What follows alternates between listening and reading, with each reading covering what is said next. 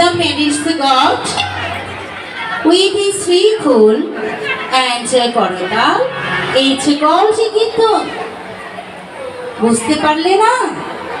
Hearing মানে হলো শোনা, নোয়িং মানে হলো জানা।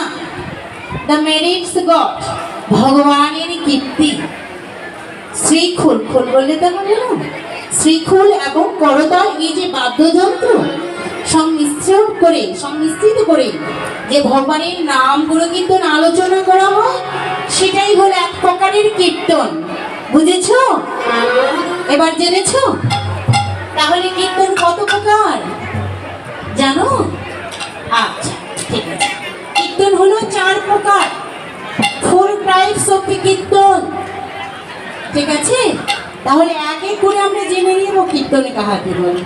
জেনে তো নিলাম কীর্তন কত প্রকারটাও জেনে নিব। 1 নম্বর কি? কীর্তন perform by words.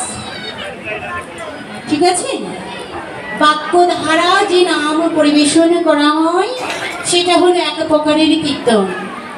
Example, Shrimad Bhagavad Gita পাঠ। ঠিক আছে। 2 নম্বরটা কি? সংকীর্তন is the name of perform high accent.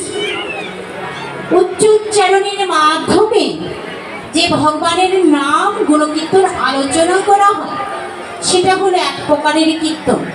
বুঝেছ?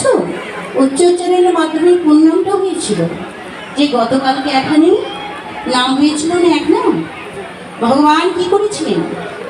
এই কলির জীবকে উদ্ধার করবার আগে যে মহামন্ত্রটা এনেছিলেন, হরে কৃষ্ণ কৃষ্ণ কৃষ্ণ হরে হরে, হরে রাম রাম রাম হরে। তাই না? বল হরি বল।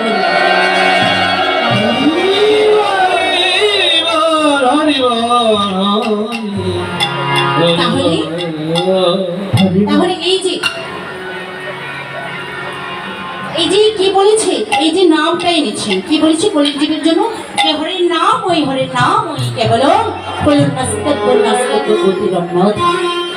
কলির জীবের এই কৃষ্ণ নাম ছাড়া, হরির নাম ছাড়া কলির জীবের উদ্ধারিবার আর কোনো পথ নেই। এই যে কৃষ্ণ নাম, এই যে 16 নাম 32 অক্ষর উচ্চ উচ্চারণের মাধ্যমে করা হয়েছিল গতকালকে এখানে, তাই না? সেটা হলো এক প্রকারের কীর্তন। মনোযোগ সহকারে শুনুন। আর 3 নম্বর কীর্তনটা কি?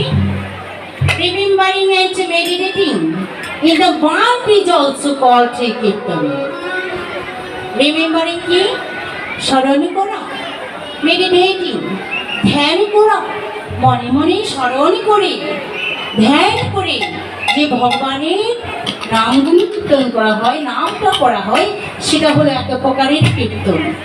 সাপোজ এক্সাম্পল, এই যে আমরা সকলেই মালা জপ করি মনে মনে, তাই না?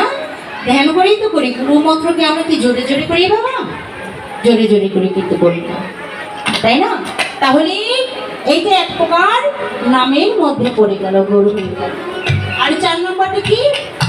4 নম্বরটা হলো kirtan perform on the basis of মহাজনস পদ ইজ কল্ড কীর্তন। মহাজন যে পদে লিপিবদ্ধ করে দিয়েছেন, তাই না? পদের উপর যে আলোচনা কীর্তনটা করা হয় সেটা হলো এক প্রকারের কীর্তন। তাহলে আমরা মহাজন যে পদ রচনা করে দিয়েছেন সেটার উপর কিছুটা আমরা তুলে ধরছি। তাহলে আমরা 4 নম্বর কীর্তনটা এখানে সকলেই শ্রবণ করছি, গৌর হরি বল। তাহলে আমরা এতক্ষণ ছিলাম শ্রীরাম নবদ্বীপ লীলাকে বিশ্রামের একটু মধুময় শ্রীরাম বৃন্দাবনের